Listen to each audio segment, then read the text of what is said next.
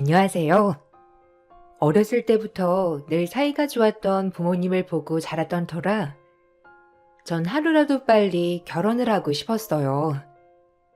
아무래도 그런 부모님이 저에게 가장 큰 영향을 주셨거든요. 언제나 다정한 아빠, 그리고 내조자라는 엄마, 뭐 하나 빠지지 않고 저 역시 그런 모습을 보며 긍정적인 영향을 가장 많이 받았답니다. 하지만 행복은 오래가지 못했죠. 뇌출혈로 갑자기 쓰러지신 아빠는 의식을 잃고 15일 만에 세상을 떠나셨어요. 그때가 고등학생 때여서 얼마나 충격적이던지 이렇게 사랑하는 사람을 눈앞에서 바로 잃을 수도 있구나라는 생각에 정말 모든 게 부질없다고 느끼던 때였습니다. 모든 것에 대해 의욕도 잃고 아무것도 할 수 없을 쯤에 저희 엄마는 강하게 저를 몰아붙이셨고 엄마 덕분에 정신 차리고 남은 입시를 마칠 수 있었어요. 마음 아프지만 그래도 산 사람은 살아야지. 엄마 이제 정말 너 하나만 보고 살 거야. 그러니까 너도 엄마 기대에 부응해줘. 아직도 안 믿겨. 아빠가 없다는 게. 엄만 괜찮아? 난 뭘 하던 아빠 생각에 뭐 하나도 제대로 할 수 없는데 어쩜 그래? 아빠가 그걸 원할 것 같아? 입시 마치고 생각하자. 엄마 정말 슬픈 거 억지로 참고 이제는 너 하나만 생각할 거니까. 나도 엄마 슬프지 않게 노력할게. 우리 서로 의지하며 잘 살아보자. 이제 우리 둘 말고는 아무도 없잖아, 엄마. 다행히 아빠가 살아생전 남겨둔 유산과 보험금 덕분에 저희 모녀는 어렵지 않게 살아갈 수 있었고요. 그렇게 엄마와 의기투합하며 서로 다독이고 살아갔어요. 그리고 대학을 졸업하고 일을 하기 시작했을 무렵 드디어 사랑하는 사람을 만나게 되었죠. 능력이 뛰어난 남자는 아니었으나 다정하고 자상했습니다. 어린 시절 아빠 생각도 나면서 자상하기까지 하니 더할 나위 없이 결혼을 하기로 마음을 먹었어요. 솔직히 이 사람이 좋아서 이 사람의 집 배경 아무것도 상관하지 않았고 마냥 사랑만을 택했어요. 어렸을 때 아비 잃고 얼마나 고생이 많았니 니가? 이제 고생 끝이라고 생각하고 우리 행복하게만 살아가자. 그렇게 다독여 주셔서 감사해요, 어머님. 사실 아직도 생각하면 울컥울컥하지만 그래도 지금은 현수 씨가 옆에 있어서 얼마나 다행인지 몰라요. 항상 힘들 때면 늘 위로를 받거든요. 그래서 지금은 진짜 오히려 웃는 날이 더 많아져서 행복하답니다. 내가 우리 애들 홀로 키워봐서 알잖아. 어머님도 홀몸으로 진짜 대단한 일 하신 거야. 멘탈 붙잡기 얼마나 힘드셨겠어? 그래도 현수랑 이렇게 잘 어울리는 한 쌍이니 정말 보기 좋구나. 우리 현수가 너 만난 것도 엄청난 큰 축복이지 뭐니. 저의 아픔을 알아주는 신랑이 있는 것도 좋았지만 시어머니 또한 남편 어렸을 적 아버님을 여의고 홀로 두 아들을 키워내신 분이라 그런지 제 마음을 잘 이해해 주셨어요. 그렇게 정말 나에게 잘 맞는 짝꿍을 만나게 되어서 너무 행복하다고 생각하고 있을 때 예비 실속이 돈 사고를 치게 된 걸 알았어요. 코인과 주식에 돈을 몰빵을 해서 본인이 가지고 있던 돈도 모자라 어머님 집에 조금 모아놓은 돈까지 홀랑 다 날려먹은 거예요. 이런 일이 생기자 시어머니는 하루가 멀다 하고 머리를 싸매고 누우셨어요. 우리 가족 잘 살아보려고 그랬던 거지. 내가 뭐 잘못했어요? 내가 맨날 돈돈돈 하는 엄마 때문에 이렇게 된 거예요. 뭐야? 그럼 잘했다는 거야? 아니 알아보지도 않고 어떡할 거야 이거? 집이며 돈이며 아유 그 쥐꼴 한순간이네 정말. 현수 있잖아요. 그래도 착실하게 회사 생활하는 현수 있으니까 돈 융통 좀 되는지 알아보면 되죠. 그리고 이렇게 투자 없이 어떻게 성공을 하겠다는 거야? 엄마도 참 인생 한 방이라니까. 조금만 기다려. 내가 아주 멋지게 갚아줄 테니까. 아유, 내가 너 때문에 못 산다 진짜. 젊어서 네 아빠도 그렇게 돈 사고를 쳐서 날 힘들게 하더니 네가 꼭 닮았어 아주. 남편네 집이 여유롭지 못하다는 걸 알아서 그런지 남편과 시어머니가 힘들어하는 걸 차마 옆에서 보고만 있기가 힘들었어요. 어차피 난 남편과 결혼을 결심했고 시어머니와 남편이 힘들어하는 모습을 보고 있자니 마음이 안 좋아 내가 뭘 도와줄 수 있을까 고민하게 되더라고요. 하지만 주변 사람들은 애초에 돈으로는 절대 엮이지 말라고 하였고 한 번이 쉽지 한 번 도와주면 두 번, 세 번 다 돈 얘기만 하게 되어 있다며 저를 뜯어말리기 시작했어요. 하지만 이때는 참 귀에 들어오지 않았어요. 남자랑 돈으로 엮이는 거 아니야. 아무리 결혼할 거라지만 그래도 벌써부터 돈이 오가면 되겠니? 그건 진짜 아니다. 그래도 옆에서 보고만 있기 힘들어서 어머님도 그렇고 현수 씨도 너무 힘들어하니까 도움을 주고 싶어서 그렇지. 위로는 해줄 수 있는데 여하튼 난 반대야. 이게 한 번이 무섭지 두 번, 세 번이 되는 건 정말 쉽다니까. 네가 잘하겠지. 지인이 말렸지만 그래도 저한테는 가족이 더 소중했어요. 아직 가족이 된 건 아니지만 그냥 가족이라고 생각했거든요. 결혼도 할 거고 어차피 내 옆에 남을 사람은 남편밖에 없을 것 같다는 생각을 하게 되니 오히려 더 도움을 주고 싶은 생각이 있었어요. 내가 쟤 때문에 제명이 못 산다. 나이가 한두 살 먹은 어린애도 아니고 어쩜 이렇게 생각도 짧고 철이 없어. 아유 속상해. 아 엄마, 일단 돈은 내가 알아볼 테니까 좀만 기다리셔요. 이 집 그래도 넘어가면 안 될 거 아니야.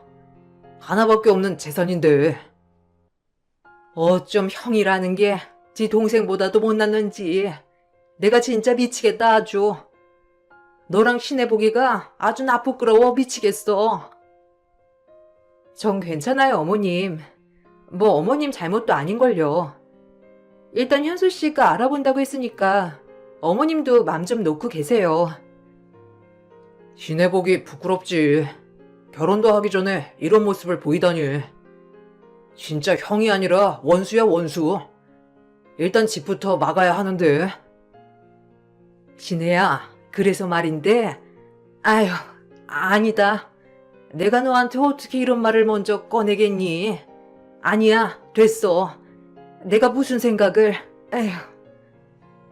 시어머니 또한 저에게 부탁을 하시고 싶어 했지만 막상 입이 떨어지지 않는지 말을 하다 마시고 꾸역꾸역 삼키셨고 남편이 이런저런 백방으로 대출을 알아보았지만 벌이가 넉넉지 않았던 남편에게 은행에서 대출을 많이 해줄리 만무했어요. 옆에서 보기가 참 딱하더라고요. 고민 끝에 전 살면서 절대 하지 말아야 하는 돈거래를 하게 되었어요. 집 자체가 여유가 있었던지라 남편에게 여윳돈을 꺼주는 일은 어려운 게 아니었습니다. 하지만 주변 사람들이 왜 이렇게 돈거래를 하면 안 된다고 저를 뜯어 말렸는지 그 후에 알게 되었고 한번 이렇게 돈거래를 남편과 하게 되니 저에게 돈에 대해 요구하는 것이 쉬워지더라고요. 그래도 남편에게 언제쯤 돌려받을 수 있는지에 대한 차용증과 각서를 다 쓰며 돈을 꺼주었습니다. 이 정도는 해야 할 것 같아서 말이죠. 정 힘들면 내가 돈 좀 꺼줄까? 계속 아르바이트랑 일했던 돈도 있고 그리고 적금도 이번에 만기라서 어떻게 해볼만 할 것 같은데 당장 급한 건 막아야 할 거 아니야. 우리 곧 결혼도 하는데 이런 모습 보고 있는 게 불편해서 그래. 어머님도 그렇고. 정말? 아, 나야 고맙지. 아마 엄마도 엄청 기뻐하실 거야. 지금 엄마가 거의 밥도 못 드시고 울기만 하시거든. 사실 엄마가 너한테 부탁 한번 해보라고 말씀하셨는데 그게 참 입이 안 떨어져서. 근데 네가 이렇게 먼저 생각해주니까 이제서야 가족이란 생각이 들고 안심도 되고 너무 고맙다 정말. 내가 미래 와이프와는 진짜 잘 얻었지 뭐야. 사랑해 신혜야. 그러니까 나도 어머님이랑 자기 보고 있기 너무 안타까워서 그래. 이 돈이면 조금은 숨 좀 트이는 거지? 그래도 다행이다. 정말 고마워. 네가 힘이 되네. 엄마가 한 말이 맞았어. 내가 여자 보는 눈은 있다니까. 엄마가 꼭 널 꼭 잡으라고 한 이유를 알겠다. 진짜 여자 하나 잘 만났어. 고마워 정말. 너 아니었으면 이번 일 잘 헤쳐나가지 못했을 거야 정말로. 제가 돈을 꺼주자 남편은 정말 고맙다고 하였고, 이 돈을 받은 시어머니 또한 너무 고맙다며 한 번 더 저에게 고마움을 표했죠. 시어머니가 절 꼭 붙잡으라고 했다는 말을 했지만 처음엔 이 말 뜻이 뭔지 잘 알지 못했어요. 그냥 어머니 입장에서 제가 너무 마음에 드셔서 하신 말씀이겠거니 싶었어요.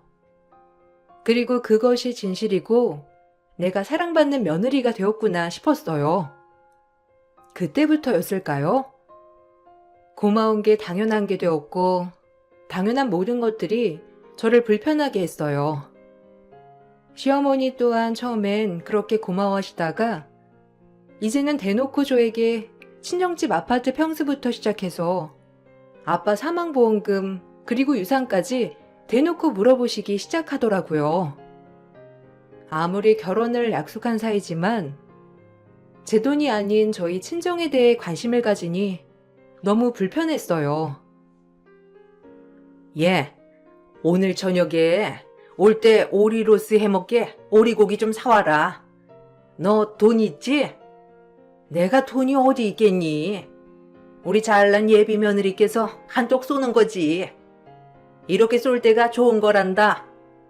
부추랑 양파도 사와. 부추 겉절이에서 올려 먹으면 되니까. 그래, 그게 좋겠다. 엄마, 과일 뭐 먹고 싶은 거 있어? 그것도 이왕이면 같이 사올게요. 엄마 과일 좋아하잖아. 시어머니는 뭐든 돈이 들어가는 문제는 작은 돈일지라도 저에게 늘 사다 달라 얘기를 하셨고, 외식을 하러 갈 때도 늘 제 지갑에서 돈을 내는 것은 당연했어요. 이런 문제가 반복되다 보니 점점 이상하다는 생각이 들었고요. 왜 항상 자꾸 나는 베풀기만 하는 것 같지? 아, 이러지 말자. 그냥 어머님은 아무 뜻 없으실 거야. 이런 생각 갖지 말자. 이렇게 저를 다독였어요. 아, 근데 참 친정어머니는 재산이 어느 정도 된다니? 너 하고 다니는 거 보면 좀 사시는 것 같긴 한데 아버님이 유산이랑 보험금은 많이 남겨놓으셨다 했지? 정말 좋겠다. 그런 게 엄청 쏠쏠하잖니? 아유, 나도 말년에 그랬어야 했는데. 아, 잘 몰라요, 저도. 그 부분에 대해서는 엄마한테 물어보질 않아서. 그래도 노후에 혼자 사실 만은 하실 거예요. 그래도 딸 하나 있는 건데 그게 다 네 거가 되는 거지. 우리 현수도 사위가 될 거지만 사위도 자식인 거고 그렇지 않니? 딸 딱 하나 있는 건데 너 모른 척 하시겠어? 금이야 오기야 분명 키우셨을 텐데 그런 자리에 우리 현수가 사위가 되는 거고. 아니요, 전 그렇게 생각 안 해요. 결혼하면 제 힘으로 살 거고 현수 씨랑 같이 힘 합쳐서요. 괜히 엄마한테 손 벌리면서 살 생각 없어요. 애초에 그렇게 살지 않을 거라고 다짐도 했고요. 현수 씨도 우리 결혼하면 더 악착같이 살기로 했잖아. 아, 뭐 그렇지. 근데 여유가 되는 쪽에서 도와주면 좋긴 하지. 없으니까 못 해주는 건데 있으면야 어느 쪽이든. 그러게나 말이다. 뭘 그렇게 철벽을 치니? 너네 엄마도 딸 하나 있는 거 오죽 잘해주실 거야. 딱 봐도 그렇게 보이더구만. 애초부터 그렇게 철벽 칠 필요 없어. 이젠 우리 한 가족인데 이런 거 뭐 뺄 필요 있니? 내숭은 신의 덕에 아주 든든하다니까. 이게 무슨 말 뜻인지 싶었어요. 무슨 말을 하고 싶으신 걸까 하면서도 뭐 재산 타령을 하시는 게 영 찝찝했거든요.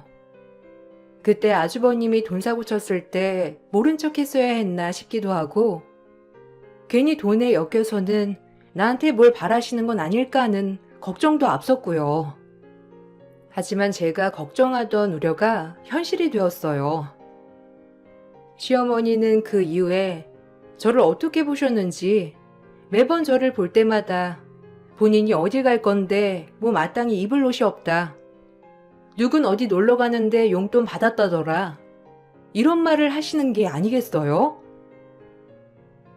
내가 이번에 친구들이랑 정읍에 단풍 보러 가는데 입을 옷도 없고 친구들은 죄다 아들들한테 용돈 받았다. 며느리가 옷 사줬다 하는데도 내가 할 말이 없는 거 있지? 어쩜 그러니? 자식이라고 있는 거 하나는 저 모양이고 하나는 지 앞가림하기 바쁘고 진짜 외로워서 힘들다 시네야. 아유, 무슨 이렇게 기구한 팔자가 있는지 옷이랑 용돈도 없는 신세라니. 아, 현수 씨한테 제가 말해서 용돈 좀 드리라고 말씀드릴게요. 어머님이 말하기 불편하시니까요. 너무 섭섭하게 생각 마세요. 아니다. 현수벌이가 얼만지 뻔히 아는데 어떻게 그래? 그러지 말고 네가 좀 줘라. 넌 그래도 따로 돈 나갈 때는 없잖니. 네가 주면 내가 우리 예비 며느리가 이렇게 용돈 주고 옷 사줬다고 자랑할 거 아니야.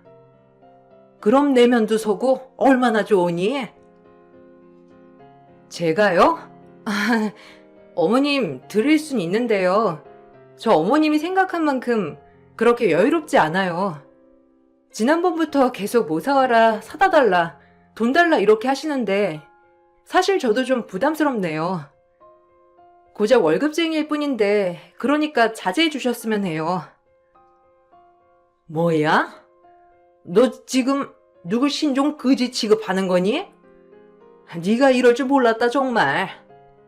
딸 같은 며느리 생겼다고 내가 얼마나 좋아했는데 어떻게 네가 날 이렇게 취급할 수가 있어? 아이고 억울해. 며느리 하나 잘 봐서 행복하다 했는데. 시어머니에게 부담스럽다고 얘기를 하니 시어머니는 울면서 정말 실망이라고 하셨어요. 제 앞에서 계속 눈물을 뚝뚝 흘리는 모습을 보니 또 마음이 약해졌고 괜한 얘기를 했나 저렇게까지 생각하실 줄 몰랐는데 내가 너무 막말을 했나 하면서 말이에요. 그날 간신히 시어머니를 달래드리고 용돈을 쥐어주고 나왔습니다. 제가 용돈을 주자 다시 한번 화색이 돌더라고요. 어떻게 보면 참 단순했지만 어떻게 보면 뭐든지 돈으로 해결되는 것만 같아서 마음적으론 그렇게 유쾌하진 않았습니다. 그런 뜻으로 얘기한 건 아니었어요. 그냥 저도 현수 씨랑 비슷한 처지라서 한번 푸념해 본 거예요, 어머니. 그래도 네가 현수보다 낫잖니. 에휴, 고맙다. 잘 쓸게. 그래도 놀러 가는데 며느리밖에 없네. 자랑해야지 정말. 고맙다. 아, 네. 그럼 잘 다녀오세요. 몸 조심하시고요. 그리고 결혼이 얼마 안 남아서 엄마가 시간 되실 때 좀 뵙자고 하시네요. 그럼 만나야지, 우리 사돈어른. 지난번에 상견례만 하고 그 이후에 못 뵀잖니.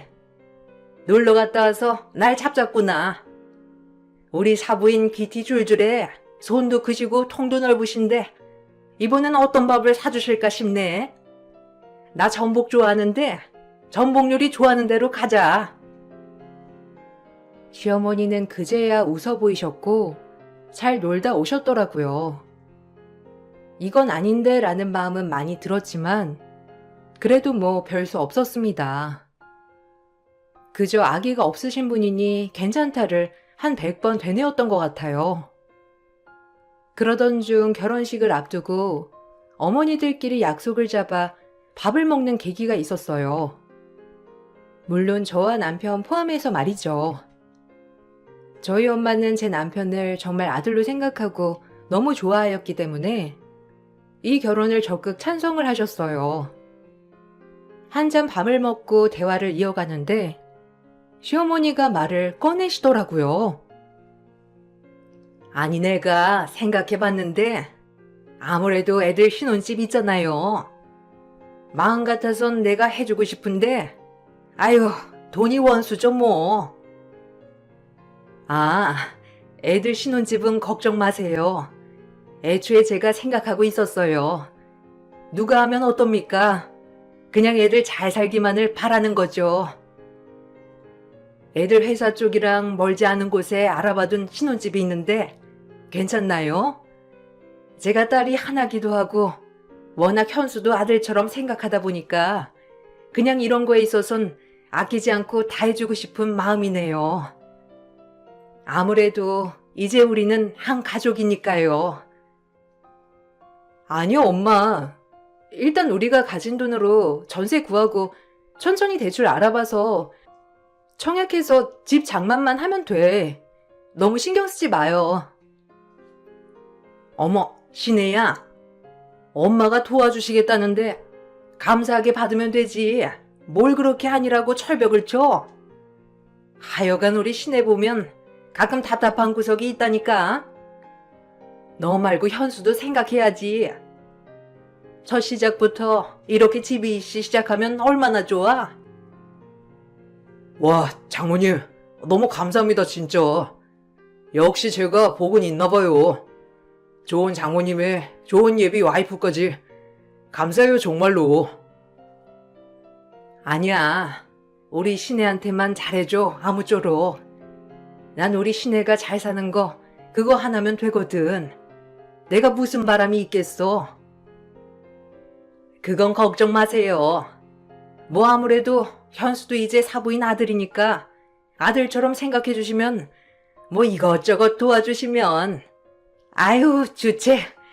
제가 별의별 말을 다 하죠. 일단 우리 애들 나눠 가진 기념으로 한잔 해보자고요. 우리의 앞날을 위하여. 죄송하게도 친정 엄마는 저희에게 신혼집까지 해주시려고 하더라고요. 남편과 저희들 힘으로 해결하기로 이미 그전부터 약속했기 때문에 됐다고 한사코 고사했지만 시어머니는 왜 거절하냐며 너무 좋아하셨죠. 엄마도 마찬가지로 하나밖에 없는 딸에게 뭐든 다 해주고 싶어 하셨어요. 마음은 불편했지만 저 역시 엄마의 마음을 받아들이고 감사히 받기로 결정하였습니다. 그리고 저희는 드디어 고대하던 결혼식이 다가오고 있었고 남편이 저에게 돈을 갚기로 한 날짜 또한 다가오고 있었습니다. 시숙이 사고치고 저한테 꺼간 돈을 결혼식 전까지 갚기로 했었거든요. 하지만 어머니도 그렇고 남편도 그렇고 대수롭지 않게 여겼어요. 결혼하고 혼수도 장만해야 하고 이것저것 들어갈 돈이 많았기 때문에 남편의 안일한 행동이 실망스럽더라고요. 자기 이번 주에 돈 주기로 한 거 잊지 않았지? 신혼여행 가서 쓸 것도 한전해야 하고 집에 못 들여놓은 가구도 들여놓아야 하고. 아, 그거? 내가 좀 나중에 주면 안 될까? 어차피 우리 부부인데 뭐. 네 돈이 내 돈이지. 내가 설마 떼먹겠냐? 아무리 부부가 될 거지만 그래도 돈 거래는 확실히 해야 하지 않을까? 자기 믿고 꺼준 만큼 기일 내 갚았으면 좋겠어. 에이, 너무 빡빡하게 굴지 마라. 어차피 이제 부부인데 우리 곧 부부야 시네요.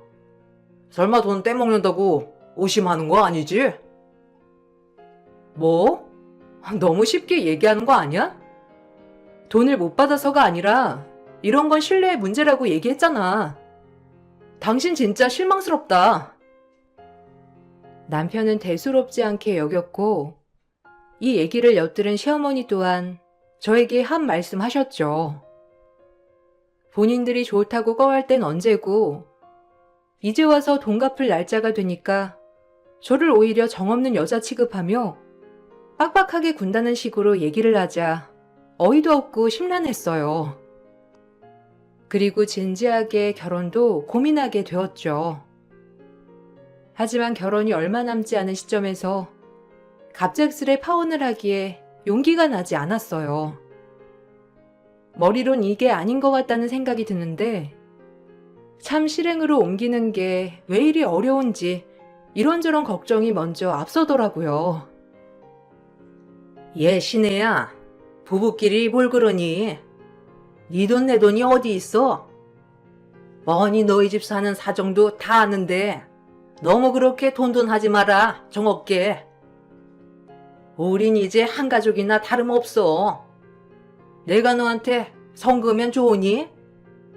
다 좋은 게 좋은 거라고 웃으며 넘어가자. 어머님, 그래도 이건 아니죠. 부부끼리 작은 신뢰 문제 하나도 지켜야 한다고 생각해요, 저는. 현수 씨랑 어머님이 오히려 이렇게 나오니 좀 당황스럽네요. 한 번도 그렇게 생각해 본 적 없는데 이제는 제가 돈으로 보이는 것 같아 속상하기도 하고요. 뭐야? 넌 가끔가다 아줌마를 섭섭하게 하는 경향이 있어. 그래, 까놓고 말하면 너랑 현수 잘 어울리고 잘 맞기도 하고 좀 기대면 안 되니? 너도 우리 현수 걱정돼서 돈 꺼주고 한 거 아니야. 그러니까 이제 좀 가족끼리 의지 좀 하자. 너무 당당하신 거 아니에요? 이건 아니라고 보는데. 이런 거 하나에 신뢰가 깨지는 거 모르시냐고요, 어머님. 얘는? 그러니까 누가 안 갖는 데냐고. 준다니까. 근데 기한을 조금 넘겨준다는 건데 그걸 가지고 네가 왈가왈부하면 어떡해. 너무 당당하게 얘기하는 바람에 정말 할 말이 없었어요. 의지를 한다니. 주변 사람들 말이 모두 맞았어요. 가까울수록 돈거래를 하면 안 된다는 말이 뼈저리게 느껴졌죠. 남편과 시어머니에게 실망을 했지만 결혼식까지 코앞에 온 마당에 부부끼리 이런 허물 정도는 덮어주고 살자는 생각까지 하게 되었답니다. 그리고 엄마가 얻어주신 집에 미리 제 신혼짐을 차곡차곡 보냈어요. 결혼 후 바로 들어와 살 거였기 때문이죠. 결혼식을 일주일 앞두고 모든 짐을 다 붙였는데 회사로 제 짐이 고스란히 돌아왔습니다. 자기야, 자기도 짐 붙였지?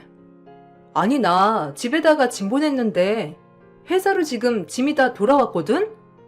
이게 어떻게 된 거지? 아, 그거 말하려고 했는데 우리 엄마도 종종 들릴 거고 또 자고 가실 거잖아.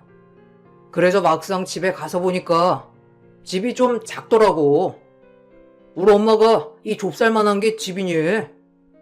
그래서 생각해봤는데 옆동에 60평짜리 매물 하나 나왔던데 그거 하자. 나중에 아이까지 태어날 거 생각하면 아무래도 애초에 큰 집으로 하는 게 훨씬 낫지 않아? 엄마도 그렇게 말하기도 하고. 뭐?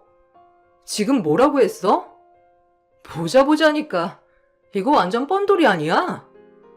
그냥 참자. 단점은 누구한테나 있으니까. 이렇게 넘어가려고 좋게 마음먹었더니 안 되겠네. 야, 됐고 결혼 엎어. 내가 미쳤지. 너 같은 마마보이에 쫌생이 같은 놈이랑 결혼하려 했다니. 너 뭐 맡겨놨니 우리 집에? 야, 너네 엄마한테 전해. 사람 잘못 봤다고. 은근히 구슬리면 내가 또 넘어갈 줄 알았나 본데. 천만의 말씀에 만만의 콩떡이다. 이 뻔뻔한 모자들아. 바라는 것도 정도가 있어야지. 인간들이 어쩜 이렇게 뻔뻔하기 짝이 없어? 남편의 말이 하도 어이가 없었어요. 친정이 해준 43평 신혼집으로 보낸 내 짐이 회사로 돌아온 것도 모자라서 그 집이 작다고 60평짜리를 요구하는 남편과 시어머니. 내 눈엔 이제 저에게 장가를 와서 한탕 장사하려고 하는 것밖엔 안 보였거든요. 아무래도 외동딸에 엄마 재산이 좀 있으니 이 모든 것들이 자기네 거라고 생각했던 것 같았습니다. 전 너무 열받아서 이대로 있기엔 좀이 쑤셔 견딜 수가 없었어요. 그때 마침 좋은 아이디어가 떠올랐고 뻔뻔 모자에게 제대로 한 방 날려주었습니다. 그리고 아예 남편과 갈라설 생각을 하게 되었죠.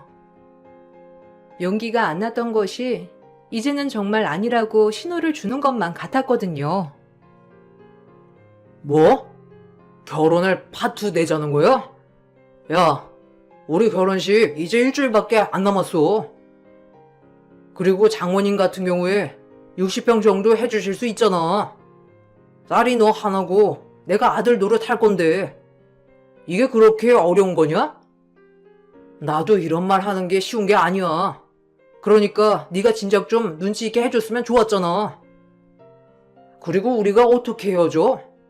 이미 많은 게 엮여 있는데 그런 얼토당토 않는 말 하지 마. 웃기지 마.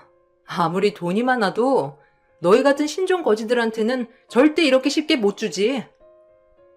나중엔 아예 우리 엄마 집까지 빼달라고 하겠다. 내가 진작 알아봤어야 했는데 이제서야 각성이 확 된다. 야, 고맙다. 진짜 이제라도 알게 해줘서. 나 너랑 결혼 안 해. 너같이 빈대 같은 놈이랑 내가 평생 살 생각을 했다니 머리가 헷가닥해도 한참 헷가닥한 거지. 파혼이야. 전 그 길로 남편과 시모에게 한 방 먹여주러 변호사 사무실에 찾아갔고 제가 꺼준 돈을 기한대로 갚지 않은 모자들에게 소송을 걸었어요. 남편의 월급을 차압시킨 것이죠. 그리고 결혼식은 하지 않더라도 결혼식을 준비해왔던 가정에서 들어갔던 돈에 대한 부분에서도 손해배상 청구 소송을 걸었어요. 오직 남편과 시모 때문에 이 결혼은 파혼된 것이라는 증거를 가지고 시작을 하게 되었습니다.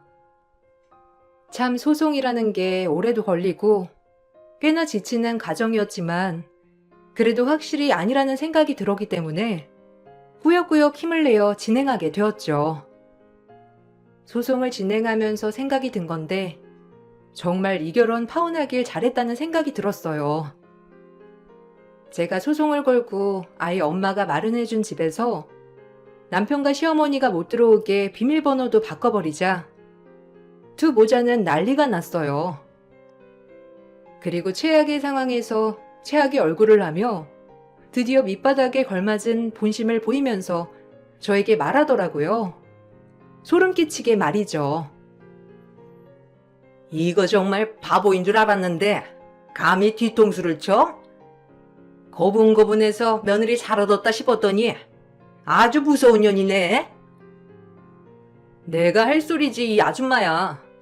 무서운 년은 당신이고 딸뻘을 그렇게 등쳐먹고 싶어? 홀로 외롭게 커서 이해 간다는 둥, 우리 엄마 힘들었겠다는 둥, 그렇게 개소리하면서 그렇게 얼굴 감추느라 얼마나 힘들었어? 다행이지 뭐야. 이 결혼 절대 안 해. 내가 왜 해? 아, 진정 좀 해. 솔직히 넓은 집 우리끼리만 사는 거 아니고 자기도 살 건데 꼭 그렇게 말을 해야 해? 우리 부부잖아. 부부 같은 소리 하네. 너랑 나랑은 끝이야, 이 뻔돌아. 없이 사는 것들 가여워서 참으려 했는데 더 이상은 안 되겠다. 정말 소름 돋아.